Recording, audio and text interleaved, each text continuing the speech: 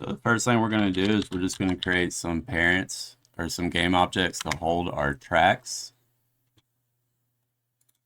Be sure to reset the transform to 0 for these. You don't actually have to do that. I just recommend you do that as it'll center the track in your world. Now we're just going to duplicate this a few times. Just because we're going to make several tracks. Let's disable the ones that we're not currently working on. And then you go to your generator game object and just select the first track for the track parent. This way it'll generate the track and put all the pieces underneath this game object. And it'll keep everything nice and clean. And let's just make a flat track to start, just to keep it simple. I've got 20 different pieces here, and I'm using the Kenny toy car kit for my track parts. But yeah, so this is straight small, straight large. Let's expand this out so we can read these better. This is a straight bump up, straight bump down, curve left, curve right. We'll leave that.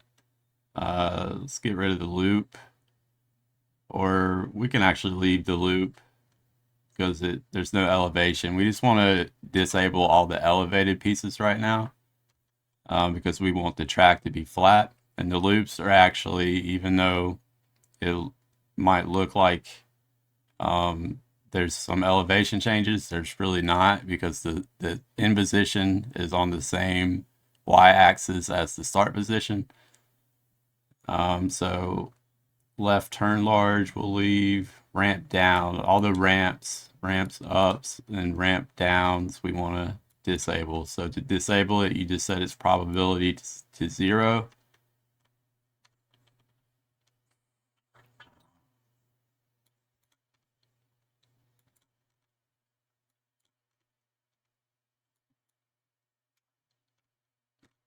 And there we go. So this should make a flat track. If we just hit generate now, failed to generate after 1. It didn't actually, well, it did fail to close the loop, but the reason we can't see it is because the track is pretty small. So if we just press F, it'll zoom in. And this is what it made in one attempt. There's a lot of different pieces that we are using, so it's likely not going to create a perfect loop the first try. You just got to keep trying. You can also set the max attempts to 10 or 100 or whatever you want. Just be careful not to get too crazy with it, or else it'll slow down the generation and you'll just have to wait until it gets done. I like to just do, especially when we're keeping it simple, I like to just do one at a time so I can see how it's generating. And then we just keep generating until we get something that's pretty close, or ideally until we get a perfect loop. But likely we're just going to get something close and then tweak it. That last one may have worked, but let's just keep going. Yeah, we could probably close this one, close it off. So we're just doing a track length of 10. This is a rough value. What the way it works is it'll try to put down 10 pieces without worrying about looping it. And then after it puts down 10, then it tries to loop. Then it tries to find a path back to the start. And if it does find a path back to the start, it'll start putting down pieces in an attempt to close the loop. So if it doesn't find a path back to start, that's why, or if it doesn't find a path back to the start, it won't put down any additional pieces. So that's why sometimes it'll be way off. It's because it just didn't find a path, so it didn't even waste its time in putting down additional pieces. So we're actually going to make this one work, or try to. So we've got buttons right here for remove first piece, remove last piece. We actually don't want to remove any. We want to add additional pieces. So if you go down, you can see buttons underneath each piece. It says add to start, add to end, swap with start, and swap with end. This is what we're going to do. We are going to add a right turn at our end piece, and we can tell which one's our end. Which one, well, first we just select, make sure our track generator is selected, and wherever the pivot is, that's where our start piece is. So we know that's our start piece, so this must be our end piece. So we want to add in a right turn on our end piece. I know my right turn piece, the small one's at the very bottom, so I'm going to add it to the end. And now we want to add a left turn. Let's drag this out a little bit so I can read these better. So we got a left turn small, add to end. Now let's do a straight piece. We'll do a large straight piece, add to end. And let's get it lined up on the same axis right here. So we just need to add in a small straight piece. And then now we just got to create some curves. So we want to add in a left turn now at our end. Left turn, let's see what the left turn large looks like. All right, now let's just do another one. Perfect. So now we got a track created just like that. We have a perfect seamless loop. Got lots of different pieces. And yeah, so there's one track done in a matter of minutes. Yeah, so let's just keep going. Let's disable it. Well, if you select it, you'll see all these green colliders. These are used in the generation process to determine overlaps and prevent overlaps. So if a piece tries to get put down and these are actually trigger colliders, and if one of the triggers gets triggered, it will not put a piece there. So yeah, you can clean those up though, get rid of those just by clicking clean up sample colliders, and then if we go back, they are gone. But there is still mesh colliders on these pieces, so we could drive on them. And just to show you that the driving works, or we'll do that at the end. Yeah, let's just keep going with the track generation process. So I'm just going to disable this and then come back over to my track parent and select the second track, and let's enable it. It won't work on a disabled game object. I did that just to prevent you from accidentally overriding or overriding a track. So yeah, we've got it enabled. Let's come back here. Let's make another flat one, and let's just make it bigger. So that is on 10. Let's go up to 25, which will give us a relatively large size track. And we will just start clicking generate again until we get one that's pretty close. Sometimes it does create a perfect loop. It's just that we're using a lot of different pieces that are varying in size. So it's just going to be more challenging. The more complex your pieces are, the less likely it is that it'll create a perfect loop. So this is a good example of it just didn't find a path back to the start right here. You can tell it kind of got trapped. There's really nowhere for it to go. So it didn't even try putting down additional pieces. So that's why this one was nowhere close. We're setting max attempts to 1. We could set it to 10, and it would try 10 times to create a loop. And you could set it to 100. You could even do 1,000. I don't really like to go over 1,000 because it can get jammed up. I'm actually going to set max nodes back down to 1,000, and or let's do 1500. No. Let's do 1000.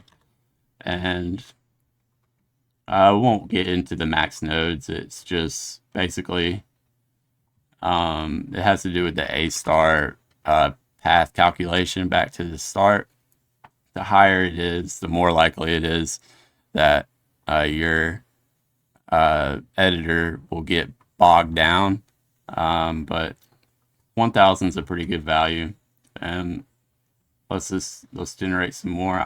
I like to set the max attempts to 1 though, just because I like to be able to see each result, and it definitely keeps it from getting bogged down. So we're doing 25 is relatively large, so this one would actually probably work. It's just kind of simple, or it's not too simple, but yeah, let's just keep going. Oh, that one was super close. Could definitely make that work though. Yeah, I just wanted it to be a little bit larger though.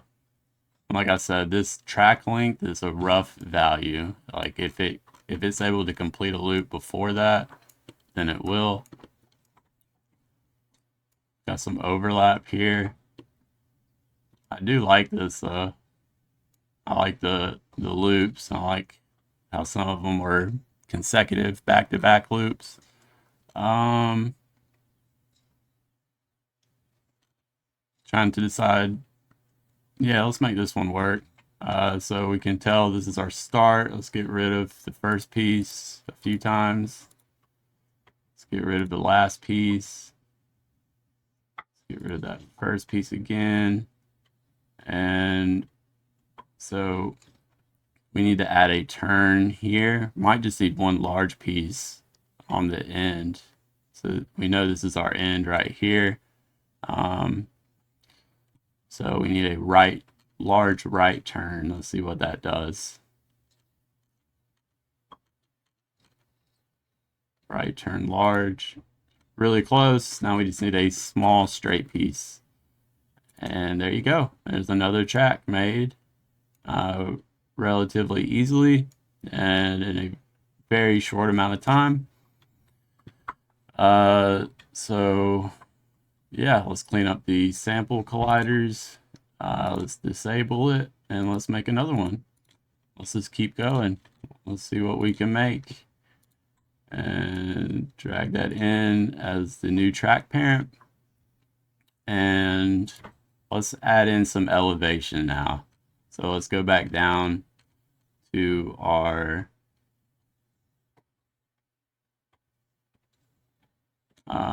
pieces that we disabled.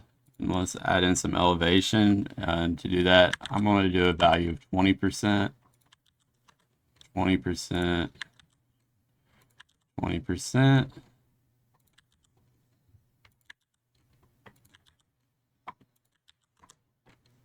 All right, so now we have enabled those pieces that were previously disabled. So now we're going to add in some elevation.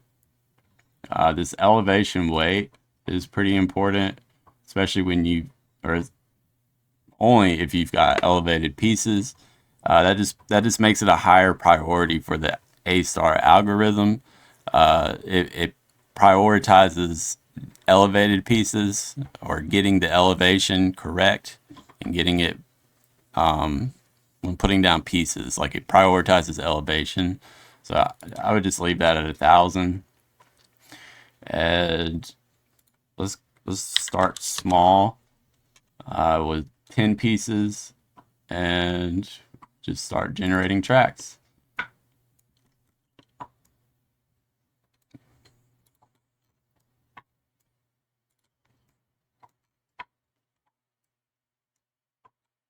This one, not quite.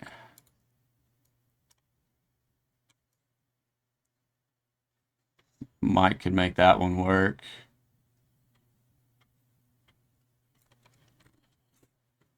Let's just keep going.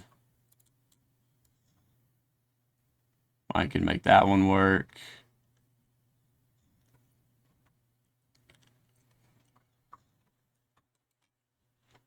Let's keep going. It looks like there's some overlap right there. It will overlap sometimes, but only if it fails in the first place. If it creates a successful loop, then it more than likely won't generate any overlaps.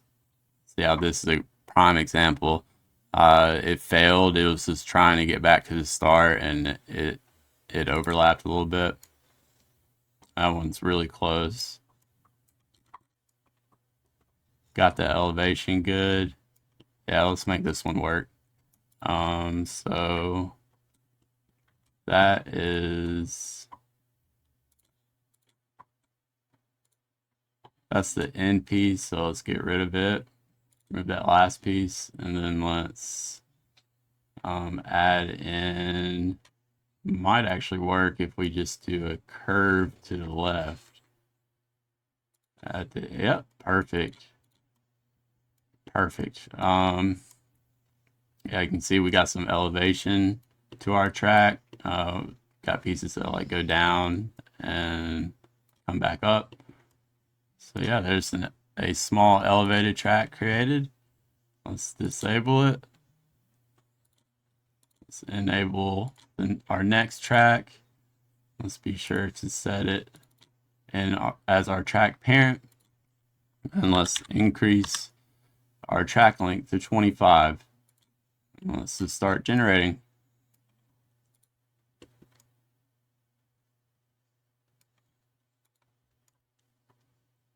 Oh, that's cool. I always like it when it goes through a loop. But it failed, and it looks like it actually overlaps a little bit. So it's not going to work.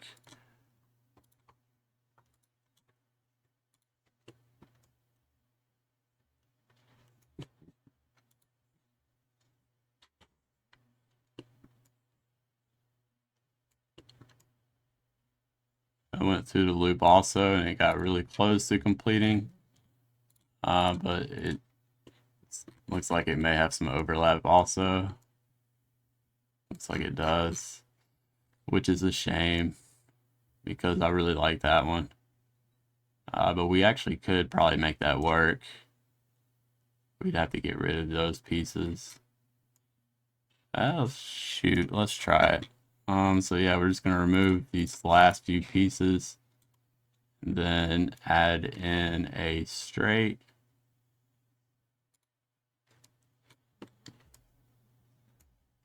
Let's do a right turn ramp down. Right turn ramp down. Let's add in a curve to the left. I guess a bend to the left would be a better name for it, but curve is what I named it. Curve is actually a flat straight piece. Or it's not straight, but it ends up, it's in position, it's going the same direction as the start position. So add that to the end. Oh, it's not quite. It's not quite lined up. Yeah, let's get rid of the last piece we just put down. And let's do a left turn. Or you know what? We could probably use a loop right there. And that should get it lined up. And then now we just add in some straight pieces. I think that's lined up. Well, we're about to find out. Oh no, the elevation's wrong. That's okay, we can get that. I think we can. Let's see, remove last piece. And then let's do a ramp down. I don't have any like straight pieces in this pack that go down with the elevation. They're all curves. So we need to do a ramp down left turn. And I think that got it lined up with the elevation. And then now let's do just a small right turn, add it to the end. Let's do another one.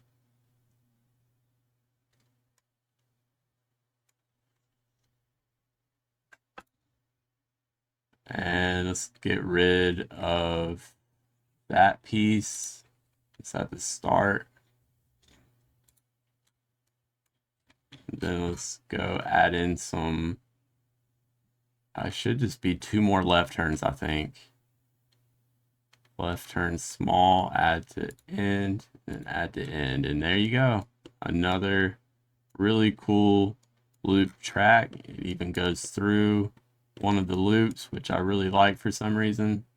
And yeah, we've got elevation. Only took a couple minutes to make that one.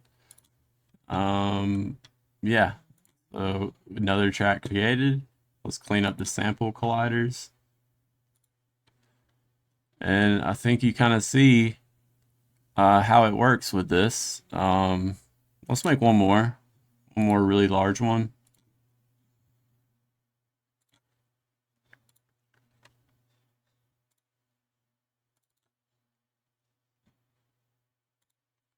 We'll do 50 and start generating.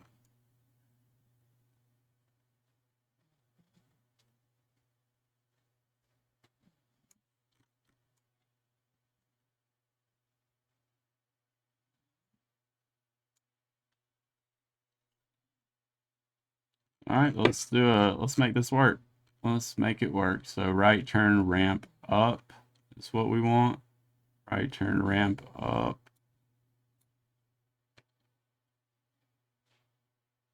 Ramp up small, add it to the end. Oh no, that's not gonna work. So remove that last piece. And let's do ramp up large. Right turn ramp up large.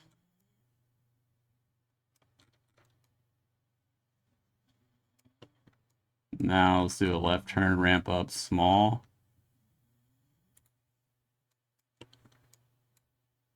Let's see how it's lining up with the elevation. Still not, well, it might actually be lined up. It's kind of hard to tell. Let's see. I think it's still not quite. Let's get rid of that first piece though. And then let's do another left turn ramp up small. Left turn ramp up small.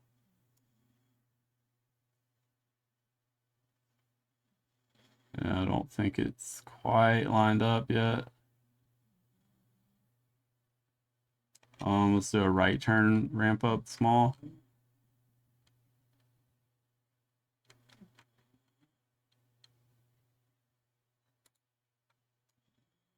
Now the elevation looks lined up. We just got to get these pieces to line up. So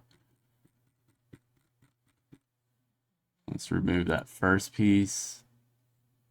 Then we want to add in a right turn on the start. Or let's just keep working on the end. Left turn small.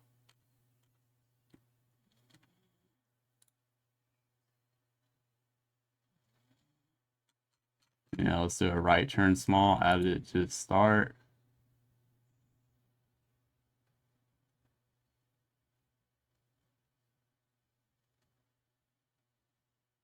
And then now let's see if a left turn small completes it. And it does. Perfect. All right. So we've got a large elevated looped track. Let me show you guys that it works right away to drive on. Let's clean up the sample colliders. These pieces are actually super small. It's hard to tell, but you'll see once I enable my car. The car is pretty small itself, and it dwarfs the track pieces. So it's really easy just to size it up, though. You just select the root game object that all your pieces are under, and I found, or I like 40 for these pieces. So size them up to whatever you want. And then we just need to adjust the position a little bit. You could do either the player or the track. I like to leave our player at 0 and move the track to where it needs to go. So there. Actually, let's do 30.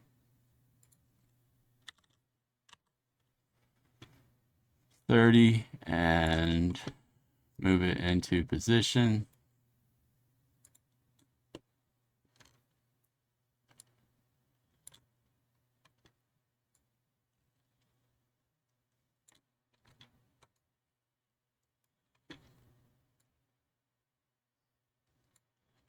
Should be good enough. And you should just be able to press play and drive around.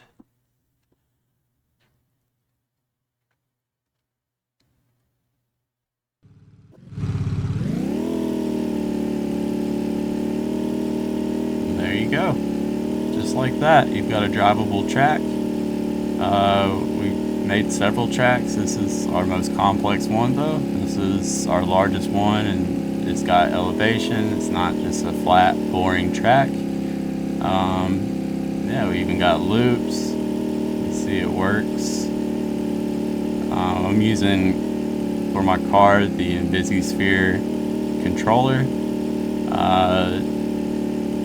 Yeah, and this is right track, modular track generator.